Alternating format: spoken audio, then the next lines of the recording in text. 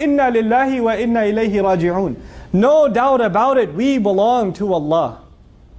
No doubt about it, we belong to Allah. Wa inna ilayhi raji'un. And no doubt about it, we are only going to be returned to Him. Meaning we are going to be returned to our owner. Why is this statement important when something difficult happens? We have to think about the hikmah of why when the difficult thing comes, why do we say inna lillahi wa inna ilayhi raji'un? When you hear about some bad news on the phone, why is it the first time, the moment you say inna lillahi wa inna ilayhi raji'un, first of all understand that if you do that, there's a real gift in it for you. In the Quran, there's a gift in it for you. First I want to share this gift with you. You know what that gift is? In this ayah, Allah Azza wa Jal, in the ayah before, when I told you He commanded to congratulate the believers, Al-Amr fil Mufrad, La wabashiru as-sabirin, Qal wabashir as-sabirin fil Mufrad. It's singular. Congratulate the ones who have sabr. And that congratulations is singular. When Allah commands in the singular, it is actually a direct amr, direct command to Nabiullah sallallahu alayhi wasallam. Meaning Rasulullah sallallahu alayhi wasallam from his mouth is supposed to congratulate those who have sabr. And Allah Azza wa Jal now, and by the way, after this ayah, whoever says inna lillahi wa inna ilayhi raji'un, may Allah make us of them when we are standing on Yawm al-Qiyamah, maybe we be among them who the Rasul of Allah sallallahu alayhi wasallam congratulates. Because this ayah is about the Rasul congratulating anybody who does this, alayhi salatu wassalam. And we want to earn his congratulations. You know, when your family says congratulations to you, it means one thing. When the principal of the school congratulates you, it's something else. When the dean of the school congratulates you at the inaugural ceremony, it's something else. When Rasulullah sallallahu alayhi wasallam will congratulate as-sabirin, and Allah has commanded him to do so, then we want to be from these people. That's the gift in this ayah. Now let's go back to inna lillahi wa inna ilayhi raji'un. Let's give some examples. I know some of your problems may be much bigger than what I can give in my limited imagination. So you have to think about yourself as I give these examples.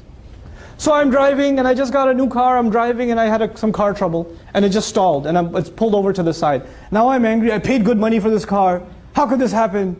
I'm missing so much work. Stuck here in the middle of the heat, the heater's not, the AC's not even working and it's sunny and all of this stuff. I'm thinking all of this stuff. First thing I think to myself, as a believer, Inna lillahi wa inna ilayhi raji'un. Why? Because I remind myself, I'm angry at this car because I own it. I own it. I am the owner. But I'm reminding myself, actually, I own nothing. I myself am owned. Allah owns me. I no doubt belong to Allah. How can I complain about anything? Because I'm not an owner of anything. You see, people get mad when they're entitled. When it was your turn, you deserved it. When it was your phone, your phone's not working, your car's not working, the lights aren't turning on. When you deserve something, then you get angry when you don't get it. But in the ayah, inna lillah, you first acknowledge, I deserve nothing. I belong to Allah. Allah deserves, I don't deserve. It puts things at ease. Everything you get in this life is then a gift.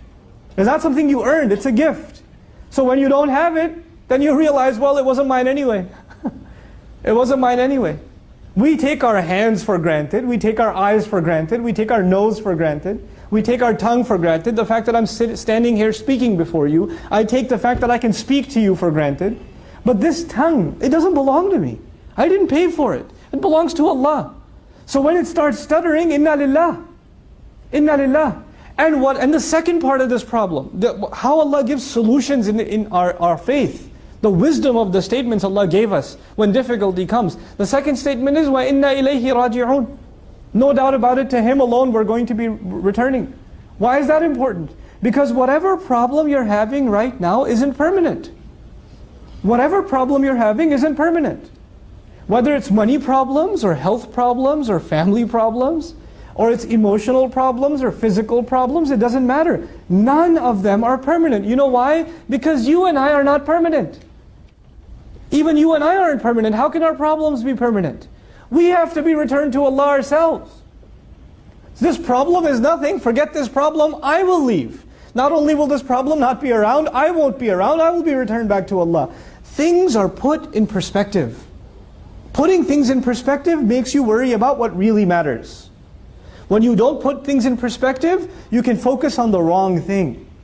My teacher used to always give the example, if you're standing in a building and the building is on fire, and you're in that building, and you're debating which color should we paint this wall. I think blue goes better with the gray.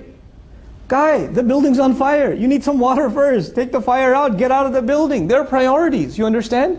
When you understand the bigger picture, there's a larger problem, and the larger problem is we haven't acknowledged that we belong to Allah. Maybe sometimes you and I go through difficulty just so Allah can put it back in your heart that you and I belong to Allah. Maybe you and I are going through some challenges just so Allah would give us the gift that we would be able to not just say with our tongue, but say with our heart, Inna ilayhi raji'un. That's a gift in and of itself.